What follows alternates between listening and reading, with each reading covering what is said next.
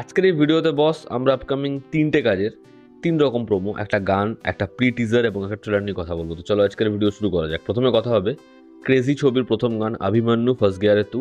যদিও এটা এই ছবির গান না, এটা নিয়ে আমি টিজারে কথা বলেছিলাম টিজার রিভিউর সময়। এটা হচ্ছে ইনকলাব ছবি আছে অমিতাভ বচ্চনের, সেই ছবির গান এবং গানটার মিউজিক করেছিল হচ্ছে লক্ষ্মীকান্ত প্যারেলাল এবং গানটা গিয়েছিল হচ্ছে কিশোর কুমার। তো কেমন লাগলো এই গানটা? দেখো, এই গানটায় না যে গলার ভয়েসটা সেটা অন্য কেউ দিয়েছে বা এই গানটাকে রিমিক্স করা হয়েছে না, অরিজিনাল যে গানটা সেটাকেই ব্যবহার করা হয়েছে এবং এরকমের ভিডিও স্টাইলাইজেশন যে আমি এবার কাল্লু মামার জন্য এক্সাইটেড।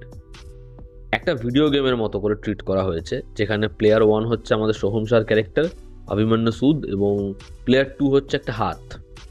এবার কিভাবে এই গাড়িটা যাচ্ছে এবং গাড়ির পিছনে একটা বিশাল বড় হাত, এবং তারপর থেকে যা ভিজুয়ালাইজেশন, যেরকমভাবে পুরো সিকোয়েন্সটা প্ল্যান করা হয়েছে, গাড়িটা উল্টে যাচ্ছে, কন্টিনিউয়াসলি ওর ফোন আসছে এবং লেভেল 1 থেকে লেভেল 2তে যাচ্ছে, লেভেল 3তে কেউ অ্যাট্যাক করছে, যাদের মুখ দেখা যাচ্ছে না, কিভাবে ও নিজেকে বাঁচাবে এবং শেষে যেরকমভাবে একটা রক্তের বিন্দু পড়ে আর গাড়িটা ওই হাতের ওপর থেকে বেরিয়ে যাচ্ছে, যেরকমভাবে পুরো সিকোয়েন্সটাকে গেমের মতো করে ট্রিট করে সোহম শাহকে দেখতে লাগছে, যেরকম তার এক্সপ্রেশন, যেরকমভাবে সে একটা পাওয়ারফুল পারফরমেন্স দিচ্ছে এবং এর যা ভিএফএক্স, যেভাবে সেটাকে ডিজাইন করা হয়েছে, গানটার সাথে যেরকমভাবে সিকোয়েন্সটা গেছে, এরকম একটা ট্রিকি সিকোয়েন্স, ব্যাপক। আমার এই পিকচারাইজেশন, এর পুরোপুরি প্রেজেন্টেশনটা হেভি লেগেছে এবং এরকম একটা গানকে যে এভাবে ব্যবহার করা যায়, এই ভিডিওটা এই পুরোপুরি প্ল্যানিং না দেখলে মাথা দিয়ে আসতো না আমাদের। আমি এই ছবিটা নিয়ে বিশাল এক্সাইটেড, তবে তার আগে কাল্লু মামা গানটার জন্য আমি বসে আছি। এরপর যদি আমরা কথা বলি হচ্ছে সিয়াম আহমেদের পরবর্তী ছবি, যেটার নাম হচ্ছে জংলি, সেই টিজারটা নিয়ে। তো জংলির জবে থেকে লুক এসেছিল, সিয়ামের লুকটা বেশ ভালোই লাগছিল, যে একদম অন্যরকম, যেরকম ধরনের বিয়ার্ড, যেরকম ধরনের হেয়ার স্টাইল, খুব রাগেড, খুব রাফ। তো আমি ভাবছিলাম ছবিটা হবে কি, ছবিতে কি নানির যেরকম ছবি এসেছিল দাসারা, ওরকম ধরনের কিছু জিনিসপত্র থাকবে। আমার কিন্তু এক্সপেকটেশন এরকম ছিল না যে ছবিটার মধ্যে লাভ স্টোরি, সেখান থেকে একটা রিভেঞ্জের অ্যাঙ্গেল, এরকম কিছু হতে পারে। তো এই যে প্রি টিজারটা, সেটা আমার ঠিকঠাকই লেগেছে এবং সিয়ামের যে লুকসটা, শেষে যেরকম ধরনের জিনিসপত্র করছে, তো এই ক্যারেক্টারটা একটু রকচটা, এই ক্যারেক্টারটার মধ্যে পাগলপন্থী রয়েছে এবং এই প্রিটিজারে খুব সামান্যই রিভিল করা যে চরিত্রটা একটা জায়গায় টয়লেট করছে এবং কোথায় করছে, মেবি মেয়েটার ওয়েডিং, সেখানে মেয়েটার ফটোর যে কাট আউট, সেটার মধ্যে গিয়েও পেচ্ছাপ করছে এবং যেরকমভাবে সিকোয়েন্সটা আসে, একটা গান চলছে, কলেজে ওদের রোম্যান্স, তারপর হচ্ছে অ্যাকশনের কিছু দৃশ্য, এই চরিত্রটার যেরকম ধরনের একটা চেঞ্জ, তার হালকা কিছু রিজন আমরা এই ফ্ল্যাশ কাটে দেখতে পাই এবং শেষে চরিত্রটার লুকস সম্পূর্ণরূপে রিভিল করা হয় না, তবে একটা হিন্ট দেওয়া হয়। তা বোঝাই যাচ্ছে এখানে একটা ভালোবাসার দিক থাকবে, একটা রিভেঞ্জের দিক থাকবে, একটা বিট্রেল থাকবে, সেগুলো এখানে মোটামুটি বলেই দিয়েছে। এবার সেটাই চরিত্রটাকে কেন জঙ্গলি বানাবে, সেটাই হচ্ছে গল্পটা। দেখার ছবিটা কেমন হয়, তবে এই প্রিটিজারটা মোটামুটি আমার ঠিকঠাকই লেগেছে। এবার দেখার ছবিটাকে কতটা ভালো পরিচালক এক্সিকিউট করতে পারে, যেরকম সিয়াম আহমেদের লুকস, ছবিটা কি সেরকম কিছু হয় দেখার। আশা করছি ওটা ভালো কিছুই হবে।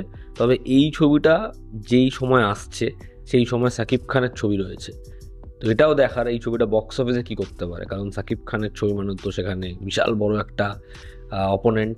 দেখার কী করতে পারে এই ছবিটা। আমরা যদি পরবর্তী আলোচনায় আসি, তো সেটা হচ্ছে গৃহস্থ বলে যে আপকামিং বাংলা ছবি, রীতা হরির এসকে মুভিজের ছবি। তো সেই ছবিটার ট্রেলার গতকাল ড্রপ করা হয়েছে, ছবিটা পরিচালনা করছে মৈনাক ভৌমিক। মৈনাক ভৌমিকের ভাগ্যলক্ষ্মী কিন্তু ভালোই ছবি এবং সেটার প্রোমো যেরকমভাবে টিজার ট্রেলার ড্রপ করা হয়েছিল, এক্সট্রা অর্ডিনারি ছিল। মানে ওরকম সাউন্ড, ওরকম পারফরমেন্স, ওরকম সাটল লেভেলের দুটো ক্যারেক্টার, প্রোটাগনিস্ট ওরকম ধরনের সংলাপ বলছে এবং প্রত্যেকটা চরিত্রকে যেরকমভাবে এনেছিল টিজার ট্রেলারে, আমার হেভি লেগেছিল। এবার গৃহস্থের যদি ট্রেলারটার কথা বলি, তো এখানে যে প্লটটা আমরা বুঝতে পারছি দেখে, সেটা হচ্ছে রীতাভরির যে ক্যারেক্টার, সে নতুন একটা জায়গায় শিফট হয়েছে তার হাজব্যান্ডের সাথে এবং তার মনে হয় যে তার বাড়িতে কেউ নজর রেখেছে। এবার তাদের নতুন এক প্রতিবেশী আসছে এবং তারা এসে এমন কিছু অ্যাক্টিভিটিস করছে যেটা খুবই মানে রহস্যের মতো, যেখানে মায়ের যে ক্যারেক্টারটা কনিনিকা, সে গল্প করে সব কিছু শেয়ার করে, তার যে মেয়ে সে খুব মিস্টিরিয়াস, ছেলে কোয়েশ্চেনেবল। তো এরকম ধরনের অ্যাপ্রোচ প্রত্যেকের। এবার প্রত্যেককে সন্দেহ হচ্ছে, কিন্তু কেউ রীতাভরির কথাগুলো বিশ্বাস করছে না। তো আলটিমেটলি সেই চরিত্রটা কি উদ্ঘাটন করবে এবং এখানে সত্যি কি একটা খুন হচ্ছে কে রীতাবরীকে মারতে চাইছে না, সম্পূর্ণ সব কিছুই ওর মাথার মধ্যে চলছে।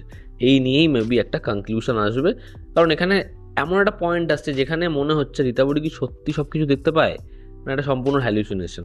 কিন্তু ট্রেলারের মধ্যে সেই সংলাপটা আছে। কিন্তু আবার আরও একটা দিক আমার মনে হয় যে দুটোই হতে পারে।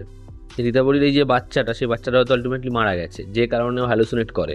আবার এমনও হতে পারে হ্যালুসিনেট করলেও শেষটা কিন্তু হ্যালুসিনেশন নয়, সেটা কিন্তু সত্যি বাস্তব। তো দেখার ছবিটা কেমন হয়। ওভারঅল এই ট্রেলারটার মধ্যে একটা কনফিউজিং আর্ক রয়েছে, যেটা দেখে আমরা অনেক কিছু ভাববো। এবং এর যে মেকিং সেটা ডিসেন্ট। রীতাবরীকে দেখতে খুব ভালো লাগছে, তার পারফরমেন্স ভালো হতে পারে।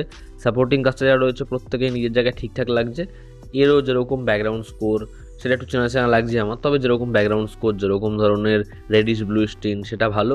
তবে ভাগ্যলক্ষ্মীর ক্ষেত্রে যেটা ছিল, প্রত্যেকটা শট না ওরকম ডার্ক অ্যাপ্রোচের সাথে খুব প্রিমিয়াম টেক করা, কিন্তু এখানে ওই প্রিমিয়ামনেসটা নেই। মানে সেটা দেখলে মনে হচ্ছে যে জিনিসটা যেন খুব প্রিমিয়াম নয়, ঠিক আছে? যেটা ভাগ্যলক্ষ্মীর ক্ষেত্রে মনে হয়েছিল, বা যেরকম আমাদের একটা প্রিমিয়ামনেস এরকম ধরনের একটা হ্যাল লাইটিংয়ের ক্ষেত্রে মনে হয়, সেরকম মনে হচ্ছে না। ফিল লাইটের ক্ষেত্রেটা মনে হচ্ছে না। যাই হোক, বাট ওভারঅল এই ট্রেলারটা আমার ভালোই লেগেছে। তো এই ছিল আপকামিং এই কাজগুলো, যা মতামত আমি জানালাম। তোমরা যারা দেখেছো তোমাদের কি অপিনিয়ন জানিও, জানো তো আমাদের পাশে আছে। আবার দেখা হচ্ছে। Love you all, bye, take care.